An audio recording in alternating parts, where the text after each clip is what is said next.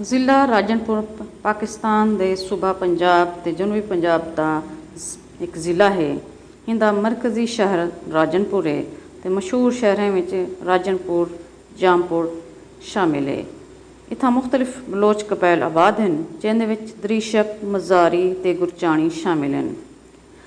ਜ਼ਿਲ੍ਹਾ ਰਾਜਨਪੁਰ ਦੀ 99% ਆਬਾਦੀ ਸਰਾਇਕੀ ਜ਼ਬਾਨ ਲੈਂਦੀ ਹੈ। इनके अलावा बलोची, उर्दू वगैरह भी अलाई वेंदी है। अमन गुरचाणी दरागुल दरबार सखी शेरू का इलाका है, जिहड़ा जो कुदरती हुसन को मालामाल है ते ठंडा पहाड़ी इलाका है। ये दाजल कनू 70 किलोमीटर के फासले ते मगरे की जानिब वाक़ है। तुमन गुरचाणी इलाका पिचाद है, जिथा अज भी इंसान ते जानवर एक ही तलाब विच पानी पींदे हैं।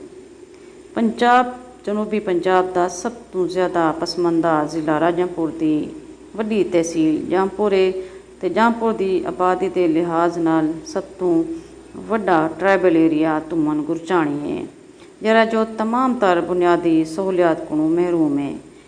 ये इलाका कुदरती हुसन को मालामाल ते खूबसूरत ते सेहत अफजा ते सावा इलाका है। को दरागुल नज़दीकी इलाका दरबार सखी शेरू शेर अली भी मौजूद है। इत्थां दे लोकें दा गुज़र बसर सिर्फ जानवर पालन है, जिंदे विच भेड़ बकरियां शामिल हैं।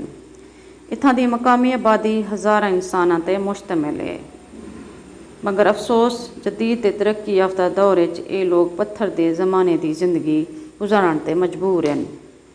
इत्थां दा इंसाने की बुनियादी सहूलियात का कोई ना निशान तक कै नहीं।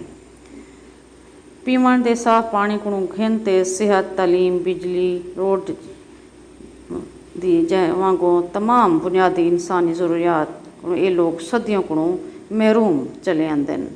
सियासी हवाले नाल डिठा वने तां इत्थां हमेशा लिगारी, दरीशक ते गुरचाणी सरदार वोट गिनते कामयाब थियन ते इक़्तिदार की अमानत तक पहुँचते इक़्तिदार के मज़े चैंदे पे हैं ते अजण भी ई इलाके को में पसमंदा रखा हुआ है।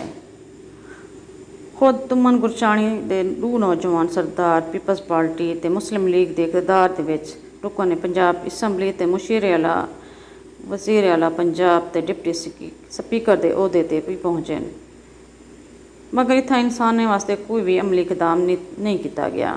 इत्थां दे मजलूम ते बेवस लोग मुख्तलिफ मकामात ते तलाबें दे ते खड्डियां दे विचों बारिश का खड़ा पानी भरते चाहते हैं ते वो पानी जानवर, इंसान ते परिंदे भी पींदे हैं ते इहो पानी महफूज भी करेंदे हैं।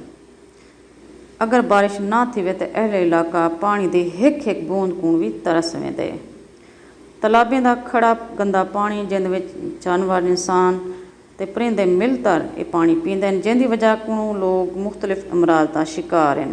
इहदे विच पेट दी बीमारियां दे नाल गले दी बीमारियां, हैपेटाइटिस C, B ते गुर्दे दी बीमारियां ते आंदरें दी बीमारियां आम पांदियां वेंदे हैं।